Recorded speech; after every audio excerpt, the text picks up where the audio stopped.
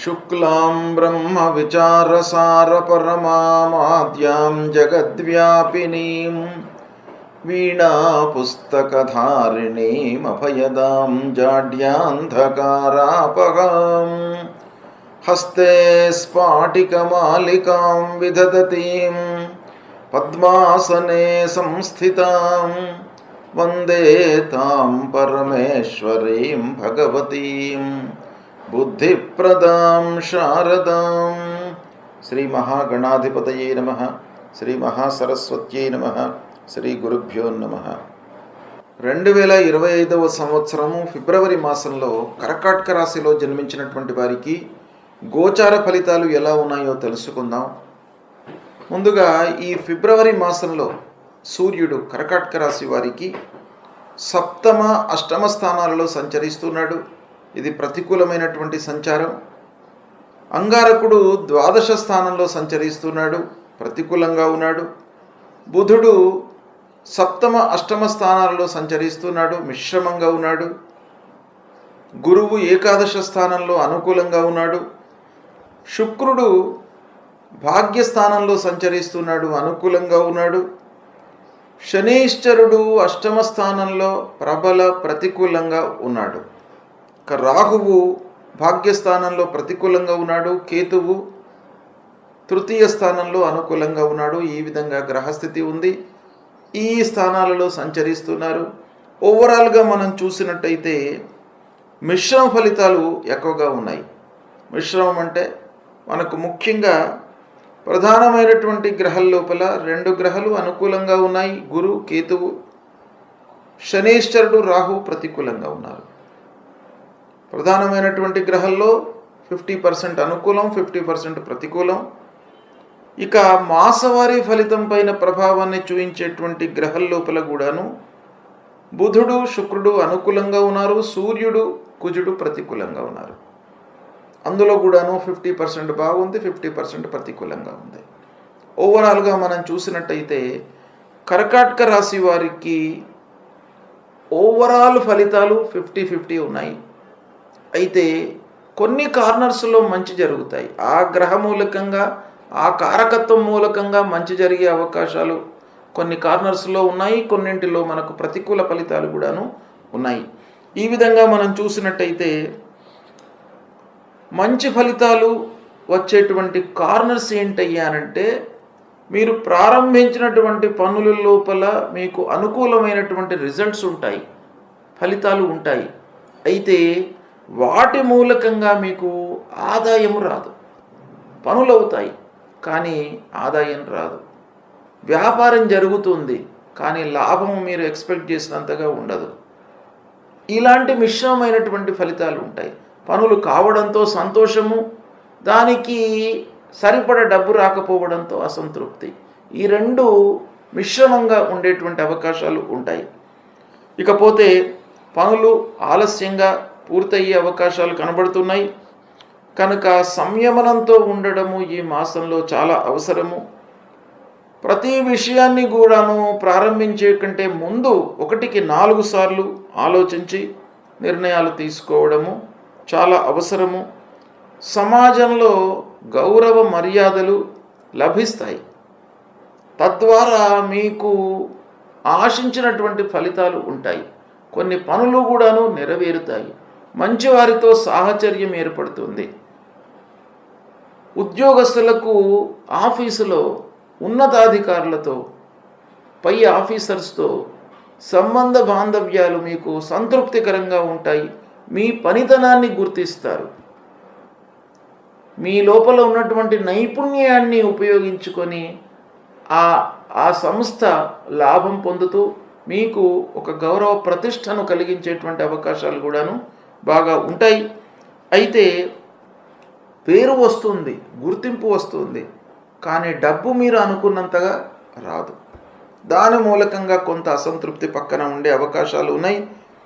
అయితే పెద్దల యొక్క సహాయ సహకారాలతో శుభకార్యాలు నిర్వర్తిస్తారు. మీ పిల్లల పెళ్లి విషయంలో కానివ్వండి, గృహ నిర్మాణాది శుభకార్యాలు కానివ్వండి, అందరి యొక్క సహాయ సహకారాలతో ఈ మంత్లో మీరు చేసేటువంటి అవకాశాలు బాగా ఉన్నాయి. భార్య పిల్లలతో సంతృప్తిగా ఉంటారు. ఇంటి వాతావరణం మీకు చాలా అనుకూలంగా ఉంటుంది. అన్ని విధాలుగా చేదోడు వాదోడుగా పిల్లలు, భార్య, కుటుంబ పెద్దలు అందరూ కూడాను మీకు సహకరించేటువంటి అవకాశాలు బాగా ఉన్నాయి. విందులు వినోదాలకు వెళతారు. కొత్త వారితో పరిచయాలు ఏర్పడతాయి.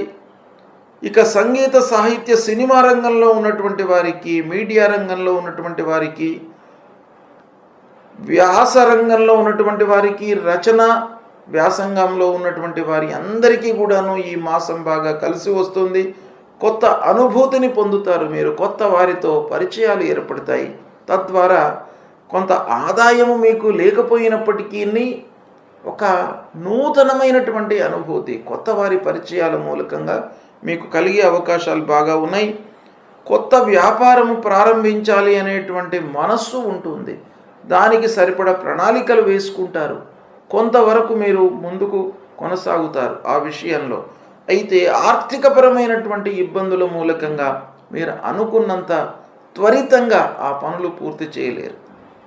కాబట్టి ప్రతి విషయంలోనూ ఈ మాసంలో పనులు జరుగుతాయి.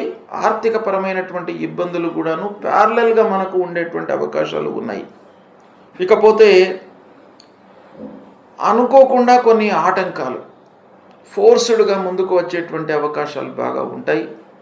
తద్వారా మీకు అసహనము, ఒక మానసికమైనటువంటి ఇబ్బంది ఇలాంటివి కలిగేటువంటి అవకాశాలు ఉన్నాయి. కాబట్టి మీరు కొన్ని విషయాలలో ప్రిపేర్ అయి ఉండాలి. అంటే ఆకస్మికంగా ఖర్చులు ముందుకు వస్తే ఎలా అనేటువంటి క్వశ్చన్ మీద మీరు వేసుకొని దానికి సరిపడ సమాధానం కొరకై వెతుకుతూ ఉండాలి. ఎందుకంటే ఇబ్బందులు మీకు వచ్చే అవకాశాలు ఉన్నాయి. ఇక ఉద్యోగ ప్రయత్నాలు ఫలిస్తాయి. కొత్త ఉద్యోగంలో చేరుతారు. ఉద్యోగ విషయంలో మీకు చాలా సపోర్టింగ్గా ఉంది ఈ మాసం. విద్యార్థులకు చదువు విషయంలో బాగా ఉంది. ఉన్నత విద్య కొరకై వెళ్ళేటువంటి వాళ్లకు కూడాను అనుకూలమైనటువంటి మాసం. కొత్త ఉద్యోగంలో చేరడం మూలకంగా మీకు ఆర్థికపరమైనటువంటి ఒక సపోర్ట్ దొరుకుతుంది. అంత సంతృప్తిగా ఆర్థికంగా లేకపోయినప్పటికీ ఆదాయం మట్టుకు మీకు ప్రారంభమవుతుంది. ఇక న్యాయపరమైనటువంటి చిక్కుల నుండి విముక్తులవుతారు. ప్రభుత్వ ఉద్యోగులకు చాలా అనుకూలమైనటువంటి మాసం. ఈ విధంగా గ్రహస్థితి మూలకంగా ఫలితాలు ఉన్నాయి. అయితే ఈ రాశిలో జన్మించినటువంటి వారికి ఈ మాసంలో ఏ గ్రహాలు ప్రతికూలంగా ఉన్నాయి అనేటువంటి విషయాన్ని మనం చూసినట్టయితే సూర్యుడు, అంగారకుడు, శని, రాహువు ఈ 4 గ్రహాలు ప్రధానంగా ప్రతికూలంగా సంచరిస్తున్నారు. కనుక వీటికి పరిహారం చేసుకోవడం మంచిది. సూర్య భగవానుడికి పరిహారం చేసుకోవాలి. ఉదయాన్నే లేచి సూర్య నమస్కారాలు చేసుకోండి. ఆదిత్య హృదయం పారాయణం చేయండి. జపా కుసుమ సంకాశం కాశ్యపేయం మహద్యుతిం తమోరిం సర్వపాపఘ్నం ప్రణతోస్మి దివాకరం అనేటువంటి మూలమంత్రాన్ని ప్రతినిత్యం కూడాను మీరు జపించండి. తద్వారా ఆ సూర్య భగవానుడి యొక్క అనుగ్రహం లభిస్తుంది. 3 సార్లు అర్ఘ్యప్రదానం చేయండి. అర్ఘ్యప్రదానం అంటే ఏమీ లేదు, నీళ్లు తీసుకొని మీరు దోసట్లో నీళ్లు పోసుకొని సూర్య భగవానుడికి అర్పించడం, దీన్ని అర్ఘ్యప్రదానం అంటారు. ఈ అర్ఘ్యప్రదానం మూలకంగా కూడాను ఆ సూర్యుడు సంతోషించి మిమ్మల్ని కాపాడుతాడు. ఆరోగ్య సమస్యలు లేకుండా చూస్తాడు. మనం శారీరకంగా మానసికంగా చాలా స్ట్రాంగ్ ఉన్నట్టయితే ఎన్నైనా కూడాను మనం ఇబ్బందులను ఎదుర్కోవచ్చును. ఎంత కష్టాన్నైనా కూడాను మనం ఓపికతో జయించేటువంటి అవకాశాలు ఉంటాయి. కాబట్టి శారీరకంగా స్ట్రాంగ్గా ఉండడానికి, మానసికంగా ఇబ్బందులు లేకుండా ఉండడానికి ఆ సూర్య భగవానుడిని మీరు కొలవండి. రెండవది, అంగారకుడు ద్వాదశ స్థానంలో సంచరిస్తున్నాడు. సుబ్రహ్మణ్య స్వామిని కొలవండి. సుబ్రహ్మణ్య స్వామి మూలకంగా అధైర్యం లేకుండా ఉంటుంది, వృధా ఖర్చులు కాకుండా ఉంటాయి. కాబట్టి ఆ సుబ్రహ్మణ్య స్వామి దేవాలయానికి వెళ్ళి మీరు ప్రతినిత్యం కూడాను దర్శనం చేసుకుని మీ కార్యకలాపాలు కొనసాగించినట్టయితే అనుగ్రహం లభిస్తుంది. ఇక శనేశ్వరుడు కూడాను అష్టమ స్థానంలో ఉన్నాడు. అష్టమ స్థానంలో శనేశ్వరుడు మూలకంగా ఆకస్మికమైనటువంటి ఖర్చులు, ఆకస్మికమైనటువంటి ఇబ్బందులు, ఊహించినటువంటివి కొన్ని ముందుకు వచ్చే అవకాశాలు ఉంటాయి. కాబట్టి ఆ శనైశ్వరుడికి మీరు తప్పకుండా ఈ కర్కాటక రాశిలో జన్మించినటువంటి వారు ఈ మాసంలో చేసుకోవాలి. ఏం చేయాలి? ప్రప్రథమంగా నవగ్రహ స్తోత్ర పారాయణం చేయండి. నవగ్రహాలలో పశ్చిమ దిశలో శనైశ్వరుడు ఉంటాడు. ఆ శనికి తైలాభిషేకం చేయండి. తద్వారా శని ప్రీతి చెంది మీకు ఇబ్బందులు రాకుండా చూస్తాడు. అదేవిధంగా ఆంజనేయ స్వామి దేవాలయానికి వెళ్ళండి, శివాలయానికి వెళ్ళండి. వెళ్ళి ఆ భగవంతుడి యొక్క అనుగ్రహాన్ని పొందినట్టయితే మీకు కష్టాలు రాకుండా ఉంటాయి. ఇక ముఖ్యంగా మనసు చంచలంగా ఉండకుండా ఒక స్థిరమైనటువంటి చిత్తంతో, స్థిరమైనటువంటి ఆలోచనలు ఉండడానికై మీరు అమ్మవారి దేవాలయానికి వెళ్ళి అమ్మవారిని పూజించండి. అమ్మవారిని పూజించినట్టయితే మీకు అన్ని రకాలుగా కలిసి వస్తుంది. అమ్మవారి దేవాలయానికి వెళ్ళినప్పుడు అర్ధకాయం మహావీర్యం చంద్రాదిత్య విమర్దనం సింహికా గర్భ సంభూతం తం రాహుం ప్రణమామ్యహం అనేటువంటి రాహు మూలమంత్రాన్ని చదువుతూ దుర్గే స్మృత హరతి భీతిమశేష జంతోహ స్వస్థై స్మృత మతిమతీవ శుభం దదాసి దారిద్ర్య దుఃఖ భయహారణికా త్వదన్య సర్వోపకార కరణాయ సదార్ద్ర చిత్త అనేటువంటి ఈ శ్లోకాన్ని చదువుతూ అమ్మవారికి 3 ప్రదక్షిణాలు చేసి నమస్కారం చేసుకోండి. అన్ని విధాలుగా అమ్మవారు మిమ్మల్ని కాపాడతారు. ఆ శంకరుడి దేవాలయానికి వెళ్ళండి, శివాభిషేకం చేయండి. చేసినట్టయితే ఈ అష్టమ శని మూలకంగా కలిగేటువంటి దుష్ప్రభావం కూడాను దూరం అవుతుంది. ఇవి ఆచరించండి. ఈ ఫిబ్రవరి మాసం లోపల మనకు కొన్ని ముఖ్యమైనటువంటి పండుగలు వచ్చినాయి. ఏంటంటే ఈ ఫిబ్రవరి మాసము మాఘమాసంతో మనకు లింక్ అయి ఉంది. మాఘమాసం ప్రారంభమవుతుంది, ఫిబ్రవరి మాసం కూడాను ప్రారంభమైంది. కనుక ఈ ఫిబ్రవరి మాసం లోపల 2వ తారీఖున వసంత పంచమి. ఇది చాలా ఆస్పీషియస్ డే, అంటే మీకు చాలా అనుకూలమైనటువంటి దినం, పవిత్రమైనటువంటి దినంగా మనకు శాస్త్రం చెబుతుంది, ఋషి ప్రోక్తం గనక ఈ వసంత పంచమిని మీరు ఆచరించాలి. ఎలా ఆచరించాలి? ముఖ్యంగా ఈ వసంత పంచమి రోజున విద్యార్థులకు చాలా కలిసి వచ్చేటువంటి రోజు. సరస్వతి అమ్మవారిని పూజించండి. చిన్న పిల్లలకు ఈ రోజున మీరు అక్షర స్వీకారం, విద్యారంభం చేసినట్టయితే వాళ్ళు మంచి ఉన్నత విద్య లోపల సెటిల్ అయ్యేటువంటి అవకాశాలు ఆ అమ్మవారి యొక్క అనుగ్రహం మూలకంగా బాగా ఉంటుంది. కనుక ఈ వసంత పంచమి రోజున విద్యార్థులు తప్పకుండా వాళ్లకు సంబంధించినటువంటి విద్యా విషయంలో ఏదైనా కూడాను మీరు ప్రారంభించినట్టయితే మీకు 100% అమ్మవారి అనుగ్రహం లభిస్తుంది. తర్వాత ఈ వసంత పంచమి అనేటువంటిది ఒక పవిత్రమైనటువంటి దినం. ఇది వ్యాపారస్తులకు కానివ్వండి, ఏదైనా కార్యక్రమం ప్రారంభించేటువంటి వాళ్ళకు కానివ్వండి, తర్వాత ఏదైనా ముఖ్యమైనటువంటి పని నిమిత్తమై ప్రయాణానికి ఉద్యుక్తులైనటువంటి వారికి కానివ్వండి, నిర్మాణాది కార్యక్రమాలు ప్రారంభించడానికి కానివ్వండి, ఈ రోజు బాగా మంచి రోజు. కాబట్టి ఈ రోజును మీరు ఉపయోగించుకున్నట్టయితే సత్ఫలితాలను పొందుతారు.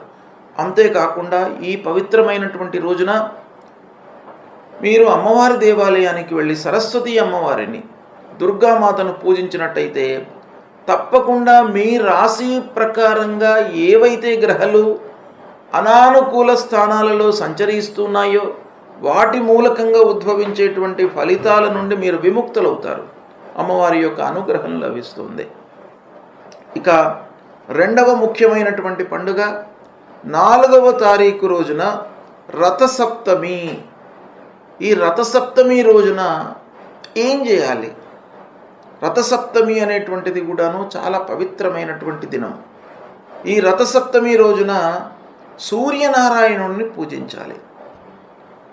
సూర్య భగవానుడికి ప్రత్యేకంగా ఈ రథసప్తమి నాడు ఎవరైతే పూజ చేస్తారో వాళ్ళ యొక్క జీవితము ఈ సంవత్సర పర్యంతము శారీరక ఇబ్బందులు లేకుండా, మానసిక ఇబ్బందులు లేకుండా చాలా సుఖమయమైనటువంటి జీవితాన్ని గడుపుతారు అని చెప్పేసి మనకు శాస్త్రం చెప్తుంది. గనక ఈ రథసప్తమి నాడు కూడాను మీరు ఆ సూర్యనారాయణుడికి మీరు నమస్కారం చేసుకోవడము, సూర్యుడిని పూజించడము, సూర్యుడికి సంబంధించినటువంటి ఆదిత్య హృదయం పారాయణం చేసుకోవడము, సూర్యాష్టకాన్ని పఠించడము, ఇలాంటివి చేసినట్టయితే మీకు బాగా కలిసి వస్తుంది.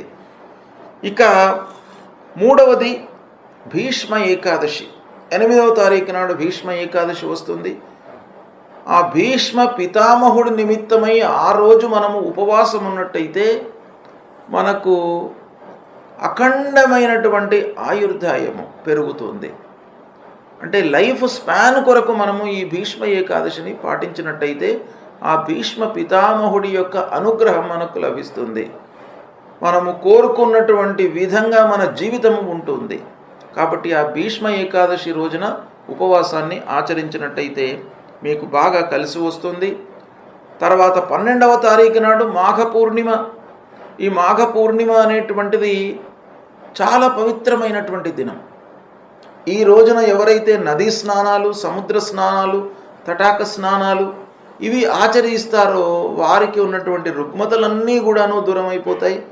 ఆ అమ్మవారి యొక్క అనుగ్రహము, ఆ గంగామాత యొక్క అనుగ్రహం మూలకంగా మీకు రుగ్మతలు లేకుండా ఉంటాయి. కనుక మాఘ పూర్ణిమ నాడు ఆ నదీ స్నానాలను ఆచరించండి. ఇక 16వ తారీఖు ఈ మాసంలో సంకష్టహర చతుర్థి వస్తుంది.